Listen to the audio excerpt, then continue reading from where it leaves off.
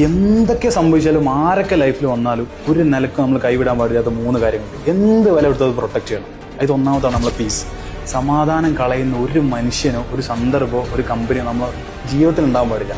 അങ്ങനെ സമാധാനം കളയേണ്ട ആളെടുത്ത് പുറത്ത് കിടാൻ ധൈര്യമാണ്. നമ്മൾ സമാധാനം കളഞ്ഞിട്ട് ഒരാളും നമ്മുടെ അടുത്ത് നിന്ന് ബിഹേവ് ചെയ്യാനോ അല്ലെങ്കിൽ ജീവിതം നമ്മളെ കൂടുതൽ ജീവിക്കാനോ പാടില്ല.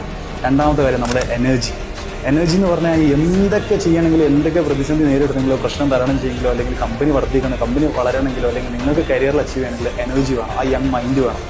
എനർജി ഡ്രെയിൻ ചെയ്യുന്ന ഒരാളൊപ്പം ഉണ്ടാകരുത്. അങ്ങനെ ഉണ്ടെങ്കിൽ അവരുടെ നിന്ന് മാറിക്കാം. അതിൽ ചിലപ്പോൾ ചില ആളുകൾ 1-2 ഡയലോഗ് വെച്ചാൽ നമ്മൾ എനർജി മാറിപ്പോകും. അങ്ങനത്തെ അടുത്ത് പോകാണ്ടില്ല. മൂന്നാമത് നമ്മളെ ഡ്രീംസ്.